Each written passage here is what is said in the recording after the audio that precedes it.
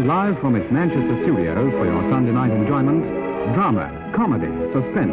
ABC Television presents Armchair Theatre.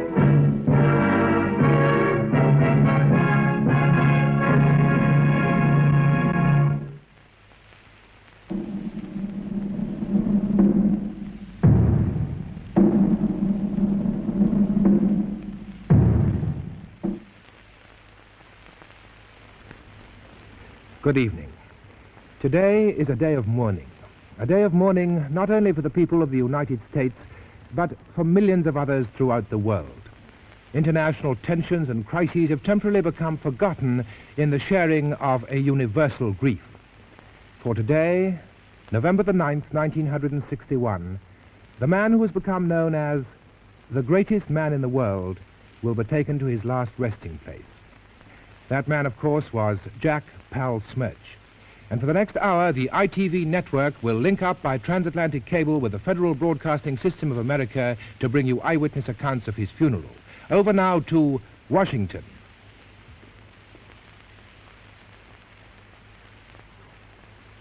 This is Robert P. Darrow. I'm speaking from a vantage point overlooking the White House and Pennsylvania Avenue. The funeral cortege of Jack Pal Smirch will pass this point on its way to Arlington Cemetery, where Jack Smirch will be buried with full military honors.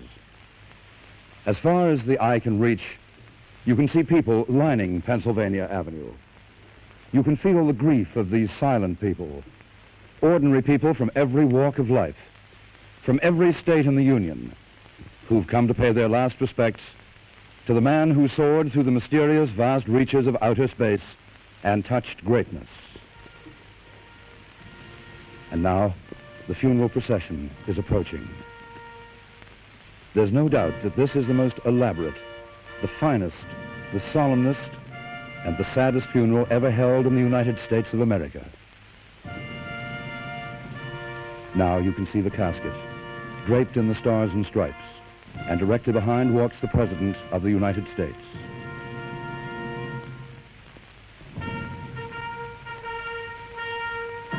Behind the President are detachments from every unit in the armed forces, from every organization in the United States. The governors of the 49 states, every senator, every congressman, the 9 justices of the Supreme Court will march in solemn procession behind the gun carriage bearing the body of Jack Smirch to its last resting place in Arlington Cemetery. This is R.D. Kallmeyer speaking to you from Arlington Cemetery.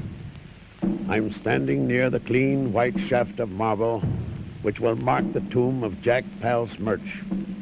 At the base of the shaft, there is carved the simple device of a tiny rocket ship, the exact replica of the incredible machine in which this boy, or that's all he was, a mere boy, flew through the blackness of outer space with courage the like of which the world has never seen, and was the first man to land on the moon. This boy became America's and the world's most spectacular and illustrious figure. And now, this boy is dead. There isn't a mother in America today who isn't saying with Jack Smirch's mother, "My boy is dead." There isn't a father in America who isn't saying today with Jack Smirch's father, "My son is dead." There isn't a man, woman, or child in America who isn't saying today, "My pal, Jack Smirch is dead." And now the moment of final farewell is here. The gun carriage bearing Jackie Smirch's casket has come to a stop in front of the platform erected before the white marble monument. It is from this platform that the President will deliver the funeral oration. The President advances to the microphones. Ladies and gentlemen, the President of the United States.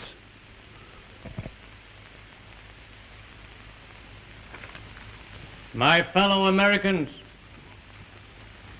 it is not usual for the chief executive of this great nation to deliver a eulogy.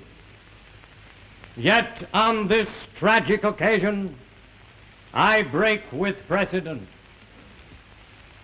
I do so in all humility, for I know that the deep sense of loss of the people of this nation must be given expression here.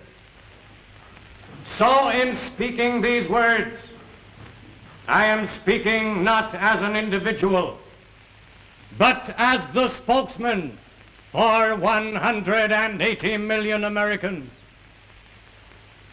And yet, as an individual, I did know Jack Smirch better perhaps than anyone else.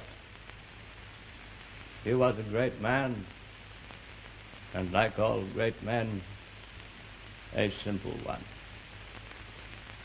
But what can I tell you of Jackie Smirch that you do not already know and feel in your hearts?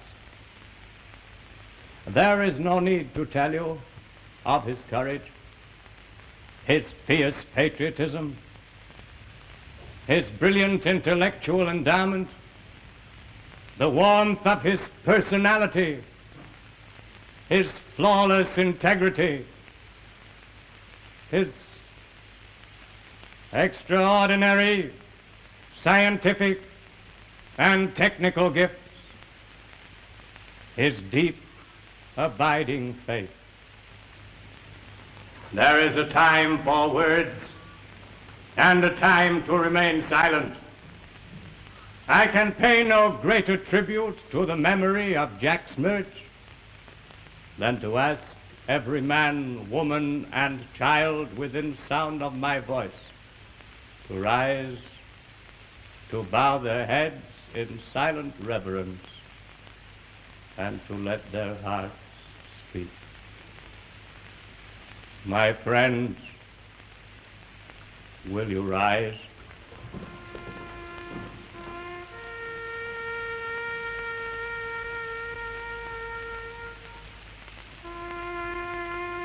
If they only knew what the lousy bastard was really like.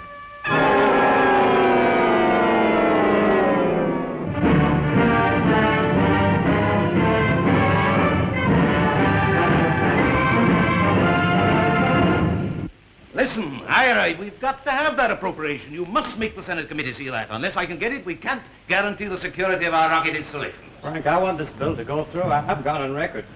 But it seems to me that you, as head of the FBI... Oh, excuse me. Yeah. Mr. President, General Galway here, sir. Charlie, I left word I wasn't to be disturbed by anybody. But something big has broken. I thought you'd want to see him immediately. Show him right in. I'm sorry, Frank. I'm afraid we'll have to discuss the bill another time. Whatever you say, I'll be available anytime. Oh, don't go yet. Something's happened. The FBI may have to be in on it. Well, what is it? Come in. Now, come in, General. You better stay, Charlie.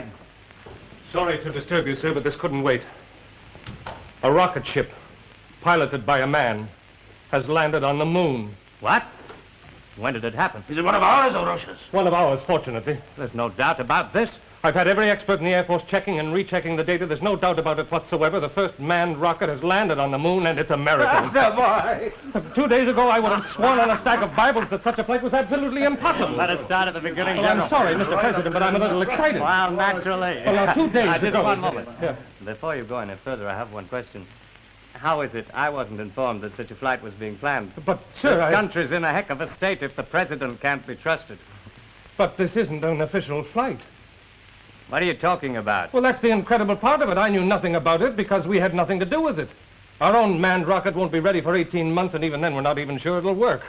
We never are. All right, General, tell us everything you know. Well, 2 days ago, I received a call from one of our top radar men. He was checking some new telescopic radar equipment and picked up an odd radio signal. It was a message in Morse code. Here it is, exactly as he recorded it. I'll read it. This is Jack Pal Smirch. I'm the first man to land on the moon. Tell Gresham. I'm tired. I'm going to sleep now. Is that all? Well, that's all there was in the first message. There were 2 others later. Well, how can we be certain this message comes from the moon? Well, it's a little complicated trying to explain it to a layman, but putting it in its simplest, crudest terms, The radar unit automatically calculates the distance across which any given signal is to be transmitted, as well as the direction relative to the Earth's axis. I've had every expert in the Air Force checking. There's no doubt about it, that message could only have come from the moon.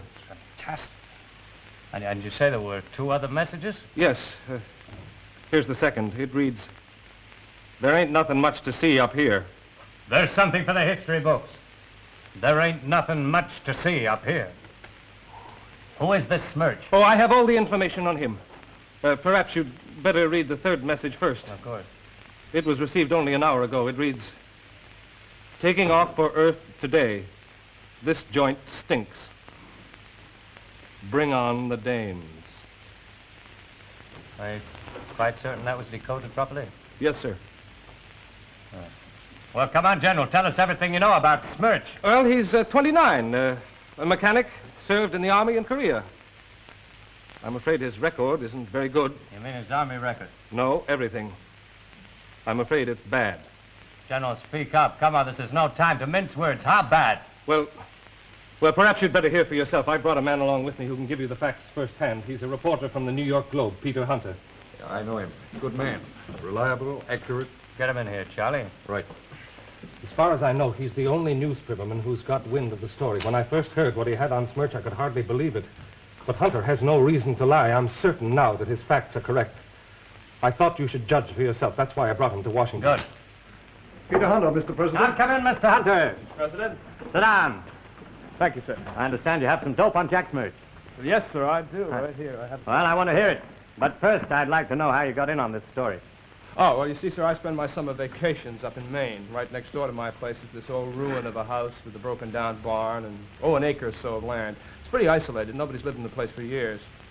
Well, I was surprised to see some activity around the place one day, so I snooped around and found out that a man by the name of Gresham had moved in. Gresham? Just a minute. That's the guy mentioned in the first message, isn't it? What does he have to do with all this? Gresham is the man that invented the rocket that Smirch flew to the moon. He's a retired high school science teacher, contributes to Popular Mechanics, writes science fiction. Yes. Science fiction. Oh, carry on, Mr. Hunter. Well, Gresham wasn't very friendly. He discouraged visitors, so I kept away. Then one day last week, I noticed the roof of the barn had been removed. I did a little more snooping, and inside I found a rocket ship. In the barn? Yes, sir, apparently ready for takeoff. Couldn't have been very big. No, not more than 15 or 20 feet long. Mr. Hunter, I wonder if you would make a rough drawing of this. It might... Oh, that won't be necessary. We have all the plans. You have, but I thought you told me the Air Force knew nothing of this flight. Gresham applied for a job on the rocket research project, claimed we were going about it all wrong. He submitted the plans, and we checked them and decided he was a nut. You did what? Well, I tell you, sir, the man's a screwball. Some screwball. But he had no training. Just a minute.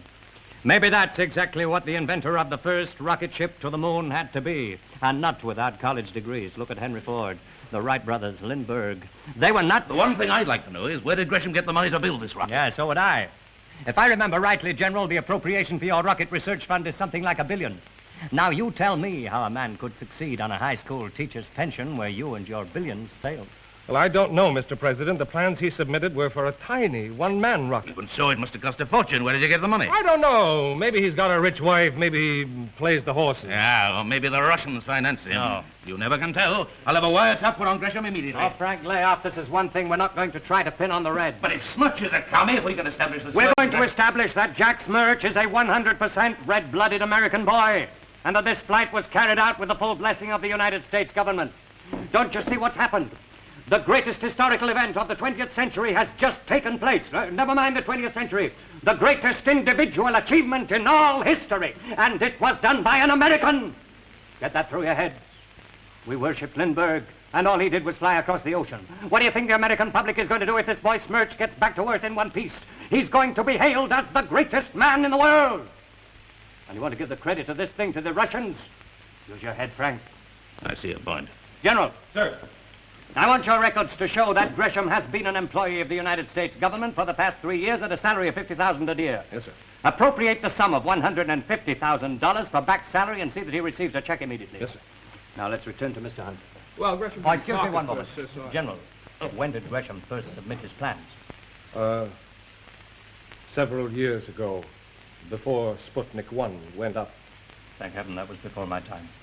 Don't worry, General. I'm sure your action was justified at the time. I'll stand by you. Oh, thank you, sir. Yes. Carry on, Mr. Hunter. Well, I finally got the story out of Gresham.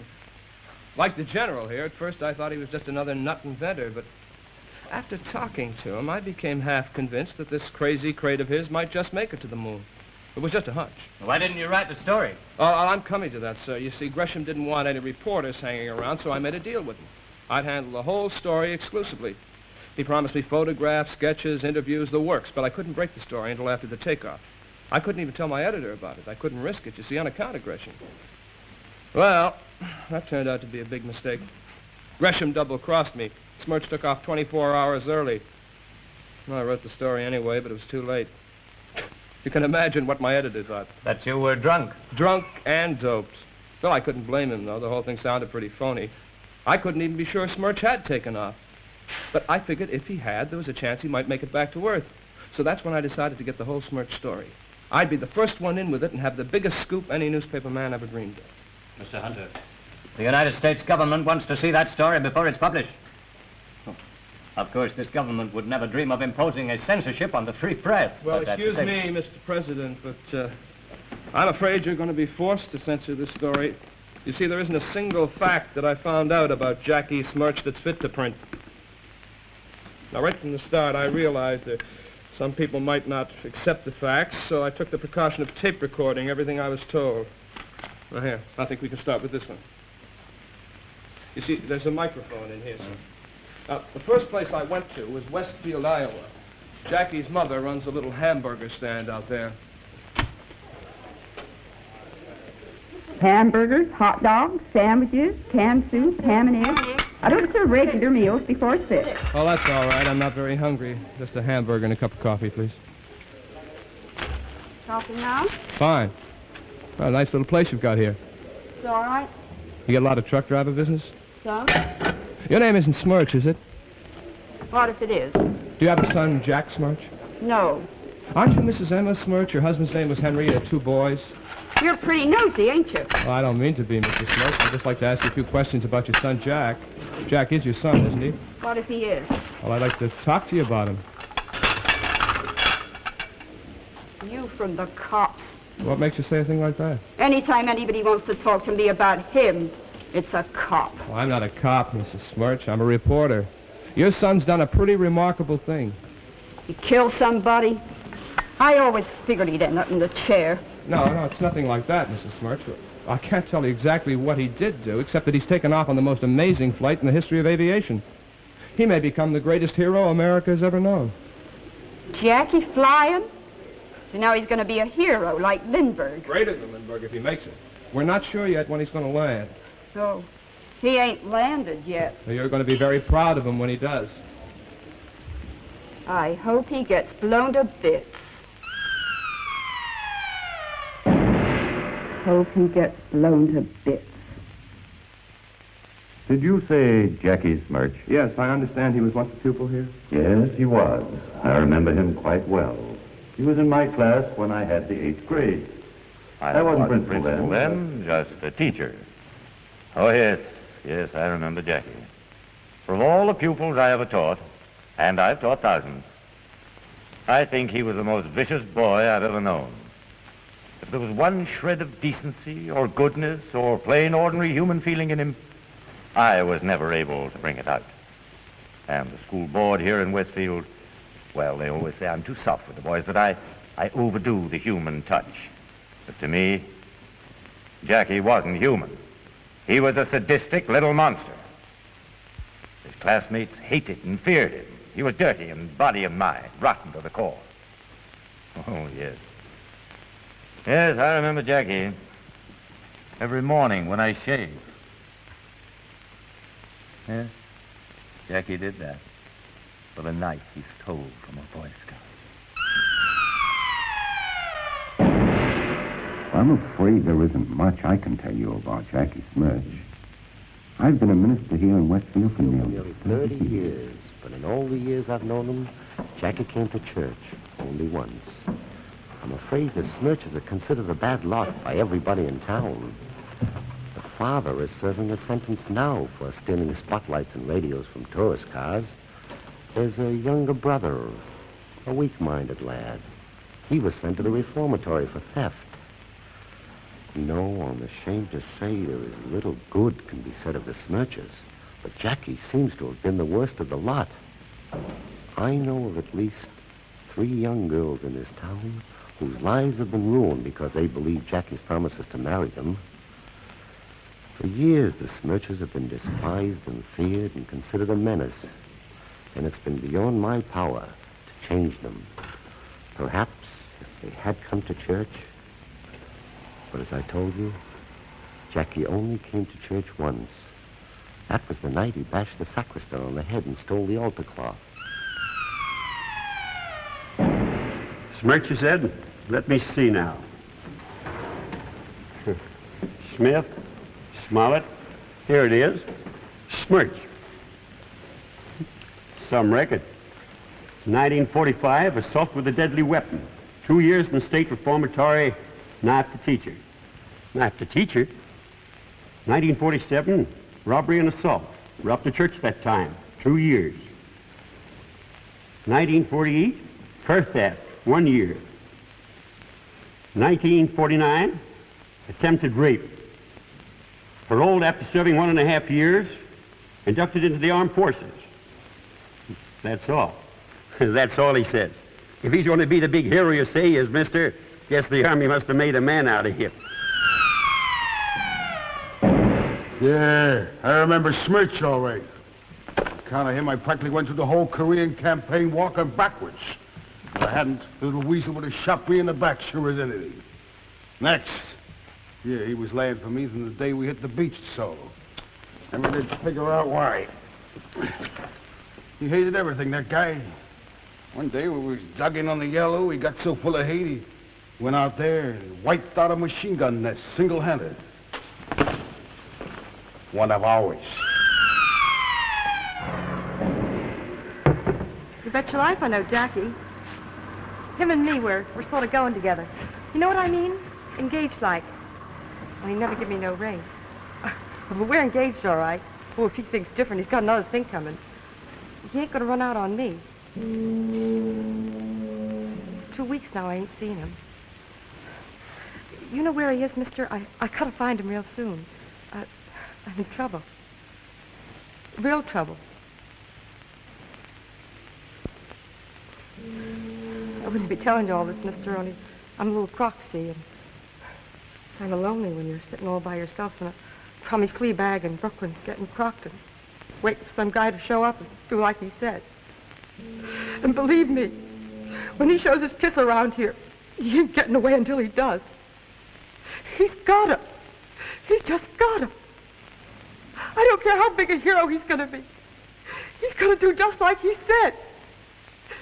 Dirty, lousy bum.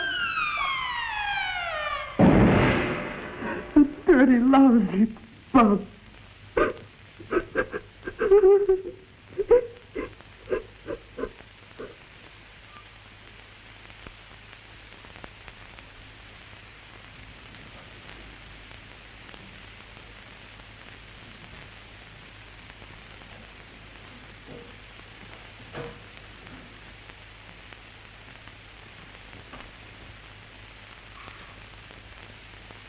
Why did this have to happen in my administration?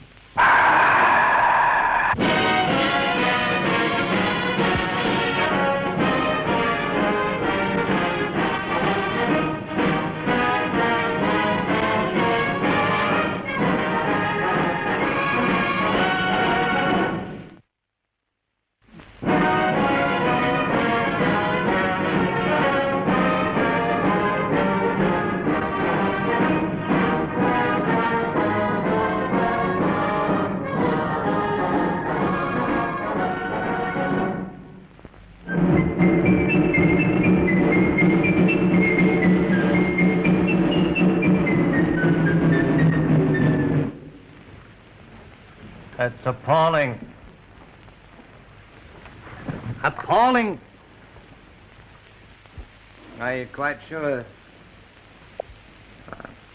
Are you certain the people you spoke to were not mistaken? You heard for yourself, sir, and I double-checked everything. Here, photostatic copies of Smirch's police and army record. No. I'm sorry you'll have to come out. You can't hush up that kind of background. Not unless you impose a censorship. How can I? There's no question of security involved. The press would never stand for it. I think they will, Mr. President, if they're approached in the right way. I don't think any self-respecting editor will want to publish this.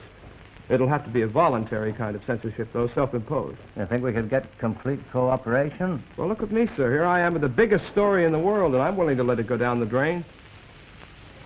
I don't want to sound corny, sir. It's just that, well, I feel if What this he's thing trying ever to got say, out... sir, is that it's a question of national honor. Thank you, General. All right, let's go to work. Charlie, I want every editor of every newspaper in this country flown down here for a conference immediately, top secret. Right. Mr. Hunter, you are now on a special assignment for the United States government. You will work with Charlie handling the press, and you will be directly responsible to me. And Charlie, I want a meeting of the emergency committee of the cabinet called for 1 hour from now. I already called it, sir. Good boy, General. Sir. Have we any way of knowing when Smirch may land this rocket ship of his? As far as we know, from radar, Smirch is anywhere from 72 to 24 hours away from the Earth. We'll have to work fast as possible. Let's assume he's only 24 hours off. Have we any way of knowing where he may land? We can't be certain of that either, but most likely it'll be somewhere along the eastern seaboard. Can we establish radio communication with Smirch? We've been trying to, but so far we've had no answer. I want reports on the hour every hour. Yes, sir. Any other ideas, gentlemen? Frank? Yeah, I think we should assign FBI agents to keep around-the-clock watch on everybody who ever knew Smirch into the place, especially his mother and that girl in Brooklyn. They might make trouble. All right, let's play it safe. Go ahead. What about Gresham? Gresham seems to have disappeared. I've tried to find him, but I can't locate him anywhere. You haven't been looking in the right place, Mr. Hunter. This afternoon I had a report from the New York State Police. Gresham is in the alcoholic ward of Bellevue Hospital in a coma. That's all we needed. The world's greatest inventor, a dipsomaniac. All right, have him flown down here to Walter Reed Hospital as soon as his condition allows. And Frank, I want a day and night guard outside his room. Jack. As soon as we are certain the Smirch is going to make it, there will be a radio and television network broadcast. I want you to make it, General. Start preparing a draft. And Charlie, check with the networks. All right. The committee, sir. I'll see them at once. Right. All right, gentlemen. Thank you. Now let's go to work. Right. Come on, Hiram. Look at the Boys! We're going around in circles. Now, I think we ought to adjourn until we get some definite news of Smirch's landing. Our hero has told us the steps he's taken. We've approved them. Any further speculation is a waste of time. I can't bring myself to believe that Smirch is as bad as he's been painted. I think Hunter's informers have been grossly exaggerating. I mean, what if Smirch were a little wild in his youth? Lots of young men have gotten straightened out after a few youthful indiscretions. Youthful indiscretions? Yeah, give them that. The man is a thief, a seducer of women, an assassin. And you expect another Lindbergh to step from that rocket ship? Why, his own mother hopes he gets blown up.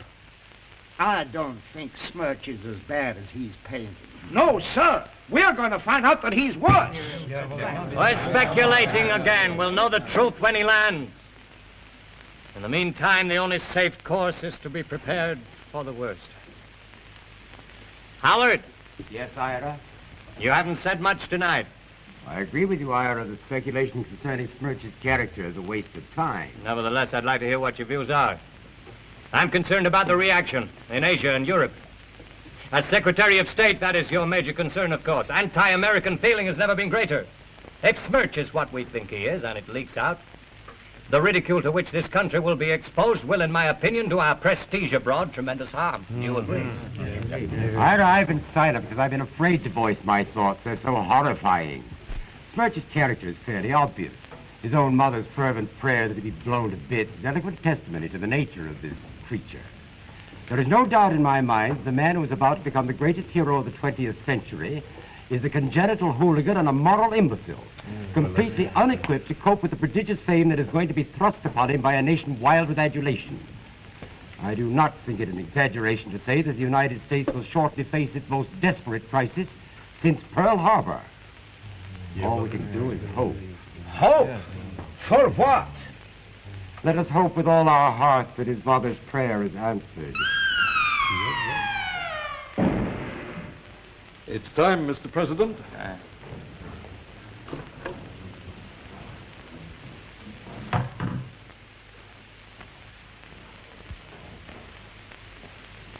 This is the Federal Broadcasting Corporation. Please stand by for an important announcement. We take you now to Washington for a special bulletin on vital interest to every American. The announcement will be made by General Galway of the Army Air Force Rocket Research Project. General Galway. Fellow Americans, the President has conferred upon me the signal honor of announcing to the world that a flight into outer space by a human being has been successfully carried out. For the first time in the history of the world, a man from our planet has landed on the moon.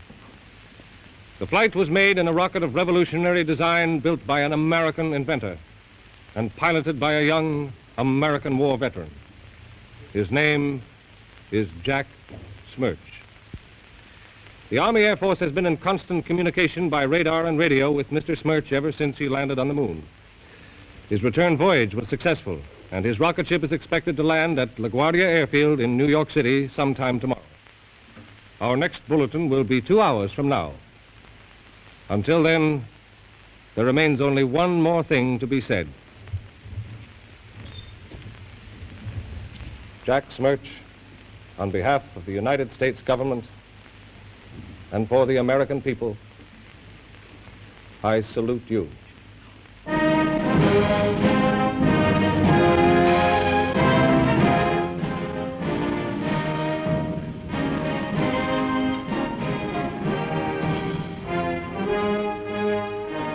Better get some sleep, Charlie. I doubt if you'll have time for much after tomorrow, once the cheering starts. Darkness has fallen, but you can still hear the cheers of the crowd here at LaGuardia Airport. Such cheers have not been heard in this land since Lindbergh landed the tiny Spirit of St. Louis back in 1927. It's a mass of people gone wild with adulation verging on hysteria.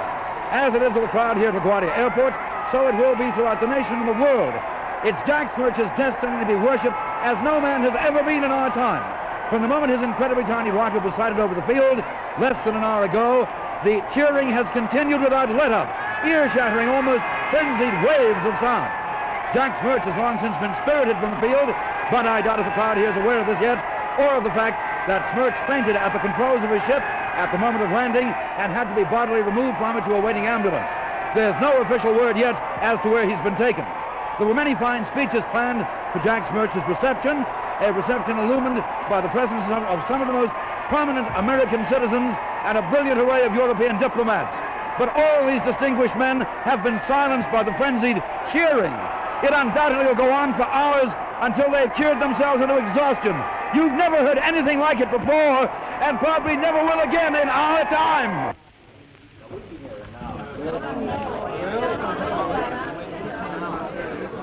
Hey, Pete, you did your... All right. Now hand those around. You boys understand the conditions under which you're being allowed to interview Smirch. Conditions? Pete, you're beginning to sound like a senator. There's a rumor you used to be a newspaperman yourself, Pete. Can't deny it? Oh, I'm sorry, boys. I don't mean to sound stuffy. I'm just carrying out the president's orders. Well, what's the big mystery? Why all You'll the hush-hush? find out why in a minute. Now, first of all, I want to make one thing quite clear. All stories on Smirch must be submitted for clearance. Oh, this is great. Suppose some budding young Pulitzer tries to pull a fast one. Like you, for instance? Oh, no.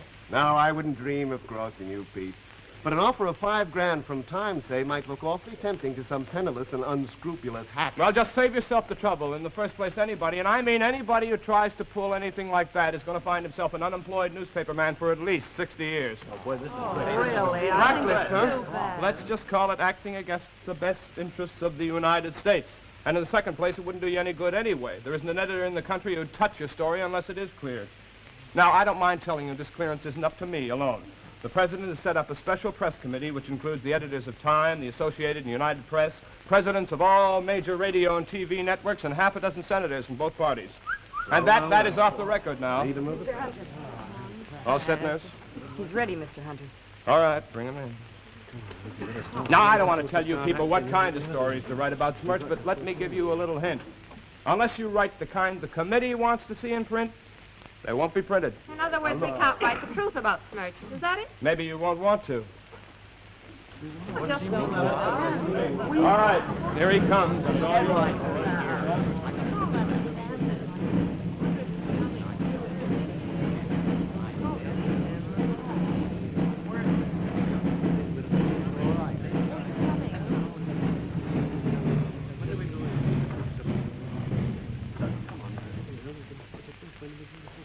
Mr. Smirch, exactly where... Pipe down with you! I'm going to do all the talking here. You guys just write down what I'm going to say. Come on! Shut it! I don't like answering a lot of jerky questions. It gets me very nervous, you know. Had enough of that at reform school. All them psychiatrics snooping around trying to make out like I was nuts. So there ain't going to be no questions, okay? Now, first thing I got to say is I should put it over on them jerks in that lousy Air Force we got, huh? You can't say that, Mr. Smirch. No, but they were the guys that said I couldn't fly a jet in Korea. Yeah, they shoved me in the infantry. Go on. You walk, Smirch, they said. You ain't got the guts or the brains to fly like us fancy gentlemen. Oh, boy, did I show 'em up? Yeah, you just put that down like I say. The U.S. Air Force stinks, huh? Jackie, I told you before, you can't say things like that. I can say anything I want, can't I? I'm a hero, ain't I? Yeah, the greatest hero that ever lived. First guy to the moon and back. Yeah, who's going to stop me from talking, huh? Now, look, Mr. Smirch, you are a hero. But I'd like to point out that American heroes in the past have been noted for their modesty. You must have heard of General Charles Lindbergh. Oh, yeah, I know all about him. And you can tell the cockeyed world he's a big nothing compared to me. Yeah, all of them big shots is jerks. That Lindbergh, that Admiral Byrd guy, a dime a dozen heroes. I'm the guy that flew the moon, you know. Now, Jackie, these ladies and gentlemen are here to interview you. Why don't you give them a chance to answer these questions? Nuts to that. Now, look, I did it, see? I did it, and I'm going to talk about it. Now, give me a cigarette, and you guys just sit down and listen to what I got to say, huh? Hunter, what are we supposed to do? This boy's got a mind like a sewer. He's never going to say anything that's fit to print. Well, every newspaper man has ambitions to write fiction. Here's your chance to become another Hemingway. Okay, you guys, you want to know how I feel about what I've done, huh? Okay, I'll tell you. I'm the king of the world, see, and I want everybody to know it, huh? The king of the world. Yeah, go on, write that down. The king of the world, yeah? That's right, huh?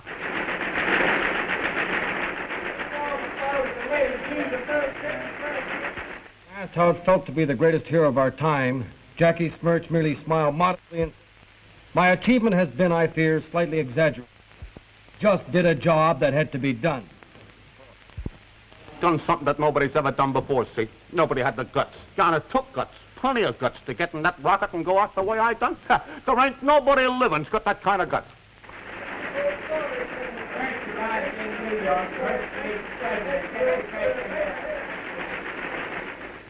A boyish grin lit up his face, still wan and pale after his fantastic ordeal in space. He spoke little, but what he said had the ring of sincerity. "I'm very happy," he said, in a low tone, barely above a whisper. "I'm glad I came through, but I don't see what all the fuss is about. Anyone could have done what I did. I just had a job to do." So Gresham invented the quake. Well, so what? I ain't saying he ain't entitled to some credit, but he was just a nut. No, he was lucky. No, honest, no kidding. You know, half the time he didn't know what he was doing. He didn't have to get in it and fly it. You know, I could have blown up even before I took off. Remember that. Yeah, and you tell the American public to remember that when they're handing out the credit. I'm the guy that took the chances, huh? The real credit, Jackie said, belongs to Dr. Gresham, the inventor of the rocket. He is a man of genius, one of the great benefactors of mankind. His achievements rank with Edison, the Wright brothers, Albert Einstein. Took the chances, see, not Gresham. I took a gamble, and I won. Yeah, and there ain't nobody going to forget that, not as long as I'm around to remind them. You want to know why I did it, huh? Why I took the chances? Yeah, I'll tell you why. Because I wanted to show certain people that Jack Smirch is somebody and they're nothing, see? Yeah, now I'm even with them. I showed them all. Yeah, that crummy teacher of mine got me sent up when I was 14. Yeah, that preacher, he got me 2 years. Yeah. Frame me. Yeah, frame me, that's what. Yeah, and that punk sergeant, yeah, always giving me the dirty details. Lead man on patrols, trying to make a target out of me. You know, and that old lady of mine, she ain't no better. Throwing me out of the house when I was a kid. I hope you wind up in the electric chair, she says. Yeah, well, she's in for a shock. Yeah, that's pretty good. Yeah, you write it down. All the time I was up there, I kept saying to myself, I'll show 'em, huh? What were Jackie's thoughts as he soared through the blackness of space, with only the stars to keep him company on his flight to the moon? Jack's boyish face took on a reflective look, and he said in his quiet, soft-spoken manner, "No, I wasn't really alone out there. I kept thinking of all the people who'd helped me and had faith in me. My 8th grade teacher who first roused my interest in science. And our minister back home in Westfield who taught me the real meaning of Christian humility. My sergeant in Korea who died saving my life. They were all up there with me. And all my loved ones, Dad, my kid brother, and Mom. I never forget what she used to say to me when I was a kid. Jackie, she'd say, in the years to come, no matter where you are, no matter what you're doing, just remember, Mom is praying for you. Mom was with me up there. Jackie paused, puffed deeply on his cigarette, then added solemnly, and someone else was up there. God was with me. I never doubted that. Yeah, sure I was scared. Wouldn't you have been? I could have blown up any minute. Yeah, I didn't even know if I was going in the right direction. Yeah, but that's no reason to start sniveling at God to help you. I don't go for that bunk. But me pray? No, that's a laugh. I believe in Jackie Powell's smirch. That's the only thing I do believe in. Anyway, I didn't need to pray. I had something better in case I got the jitters.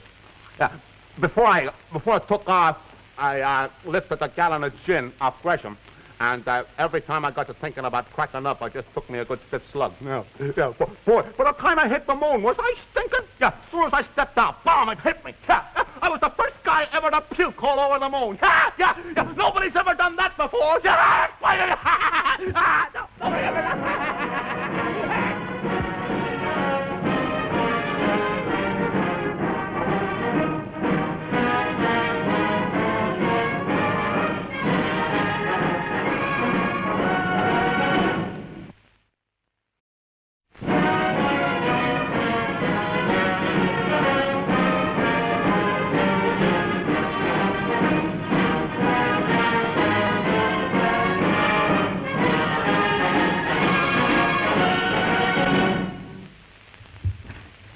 Good evening, here is the news. Jackie Smirch is still confined to his suite at the Walter Reed Hospital. The medical staff in attendance say that further rest is imperative before he fully recovers from the traumatic experiences of his flight. Meanwhile, the American nation is waiting with ever-growing impatience for the first public appearance of its greatest hero. For the second time in 2 weeks, the official reception planned for him in New York has had to be cancelled. Peter Hunter, the spokesman for the White House in all matters concerning Mr. Smirch, stated today that the reception definitely would be held, but that no new date had been set. Mr. Hunter emphatically denied rumors that Mr. Smirch is becoming restless in hospital and would like to leave. Yeah, what goes? You and your doctor's orders. Yeah, there ain't nothing wrong with me that a broad couldn't fix up. Now, look, you promised me you'd let me have a couple of dames up here. And what happens? You don't even let me see no nurses no more. Come on now, you know why. All right, so I made a few passes. Is that a crime? Aren't the male attendants taking good care of you? Yeah, they ain't doing nothing for me. And you can't kid me who they are. They're FBI men, yeah, watching me day and night like I was some kind of a hood or something. We're concerned for your safety, Jackie. Now, don't hand me that. Just keep me a prisoner, yeah. Even the bride from the window. Look at that. Yeah, well, you're up this for me, and you're going to get away with it, see? I want to see a lawyer. I'm going to make a big stink, huh? I want to get out. Yeah, I want to get out, see? Gentlemen, I apologize for calling this meeting at this late hour, but I'm sure you'll appreciate the urgency. I feel the final decision must be made by this cabinet. We can no longer postpone Smirch's public appearance. Our censorship arrangements are still 100% tight, but already ugly rumors are beginning to circulate as a result of Smirch's non-appearance in public. My barber told me this morning he heard the search had gone insane. My Jacker told me that she heard he died as a result of injuries sustained on landing. Assassinated by communist thieves. There are dozens of other rumors, all equally fantastic. Yes, but we can't go on in this way, keeping him prisoner at the Walter Reed. I agree. The reception will have to be held. Smirch will have to appear. We'll have to make him a general in the army, give him the Congressional Medal of Honor. Our only hope is to find some way in which Smirch's public behavior can be controlled. Just what you propose, Ira. 2 days before the reception, a secret conference in New York City on November the 7th of top government officials. We'll ask some of our leading journalists and educators to be there. The purpose of the conference will be to instruct Smirch in the ethics and behavior of the heroes.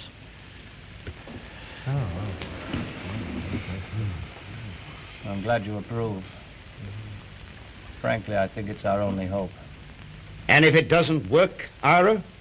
If it doesn't work, God help the United States.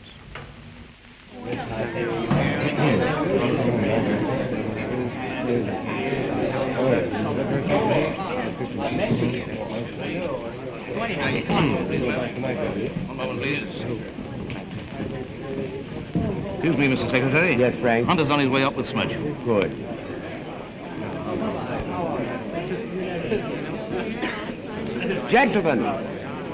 Gentlemen, your attention, please. Mr. Smirch is on his way up. I think it would be best to conduct this meeting with a minimum of formality. Mr. Smirch would feel more comfortable.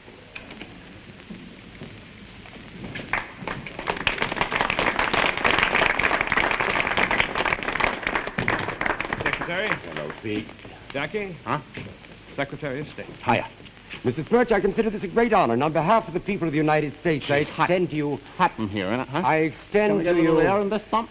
I extend you the warmest feelings of... Come on, can it, huh? Got enough hot air in this joint without yours. Look at it. The sweat's pouring off of me. Come on, let's get this clam bake over with, huh? Yes. The sooner the better. Mr. Smirch, or rather General Smirch, present in this room are some of America's most distinguished citizens. I regret that there is no time to present them to you individually. Hey, what's everybody getting up? Is the meeting over? Mr. Smirch, the President of the United States has just entered this room. Yeah? Mr. Smirch, the President of the United States. Oh, how you coming, Mac? Pretty good, General Smirch. I'm honored to meet you. Likewise. Yeah. Please sit down, ladies and gentlemen. Oh, take a seat. Thank you. Jesus. It's hot, isn't it? Huh?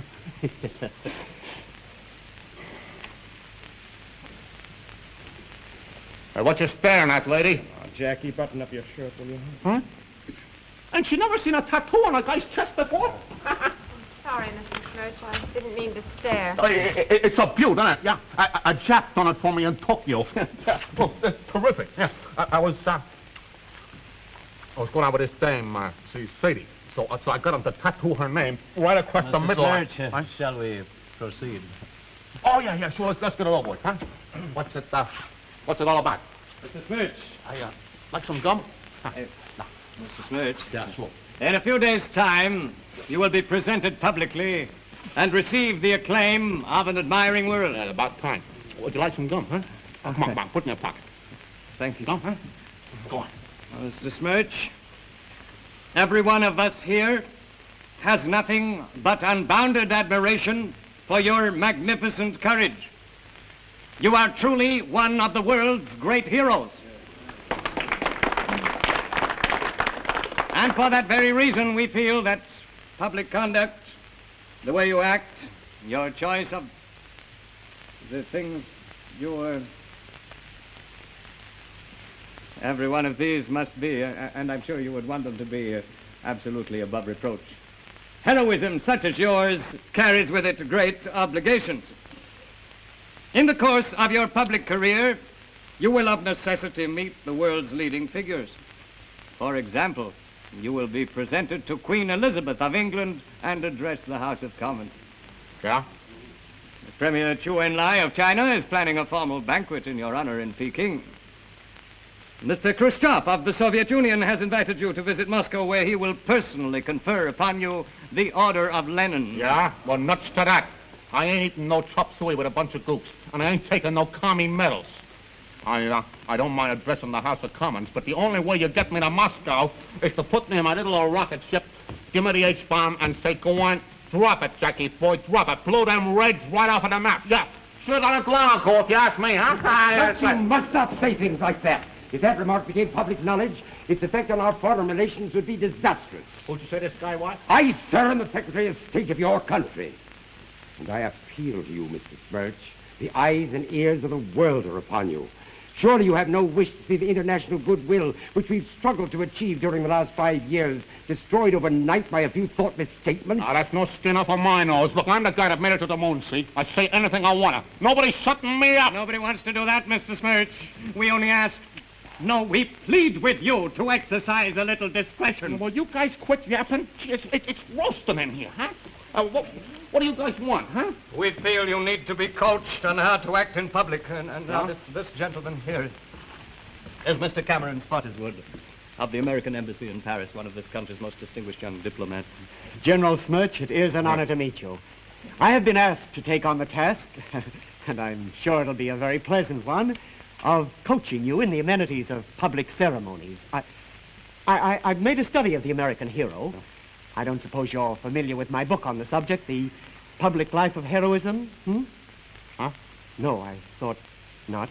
But the main point I tried to bring out in my book was that the principal characteristics of the American hero are modesty, self-effacement, and altruism. Do you follow me? Let me try to put it in simpler terms.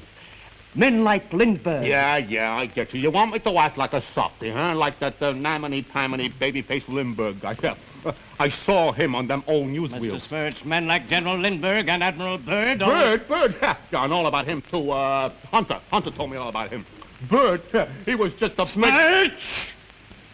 Now, look, them guys like Lindbergh and Byrd, they had nothing on the balls, see? Oh, Jesus, hot in there, huh? Now, listen, I don't want to know from all this hero bunk. All I'm interested in is when do I start cutting in on the parties, huh? When is there going to be something in it for me? You know what I mean, money. Money? Yeah, money, the green stuff, lettuce. Oh, don't look so dumb. You're getting yours. That's all I'm interested in, the payoff.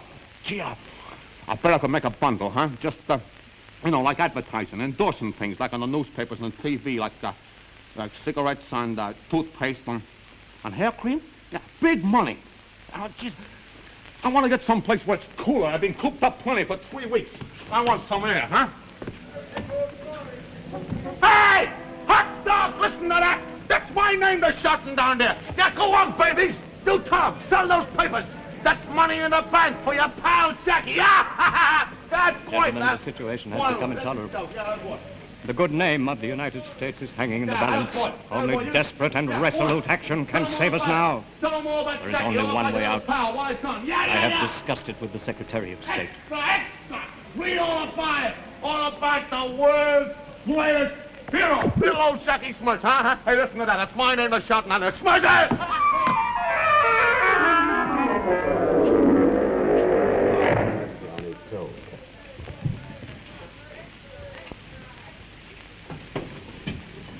He's fallen out of the window. Mr. President, I'll take care of it. it. All right. Come on, We haven't got much time. The police will be here any minute. Now, remember, this was an accident. You saw it happen. It was an accident, so act accordingly. Mr. Bamberger, Mr. Meegan, your newspapermen, get going. Mr. Bamberger downstairs, cover the street angle. Mr. Meegan, on that typewriter, start sending this out to all wire services. Now, here's your lead. At exactly 9:27 this evening, the greatest man in the world, overcome by the oppressive heat, fainted as he stood before an open window and plunged to an untimely, accidental death from the 18th floor of the Central Park Hotel.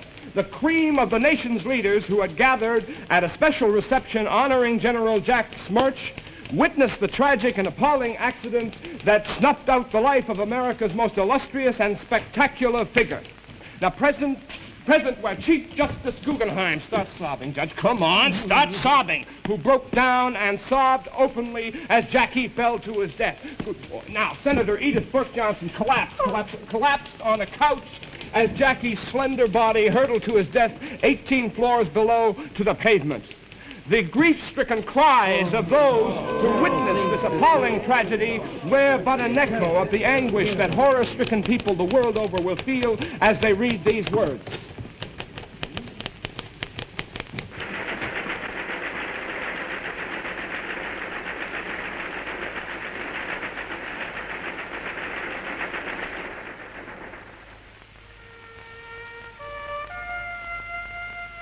If they only knew.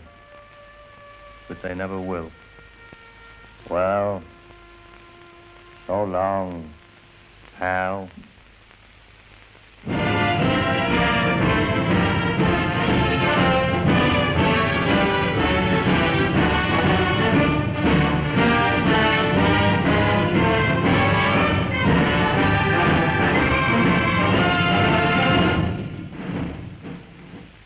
We'll be back in a moment with the names of tonight's cast and news of next week's Armchair Theatre.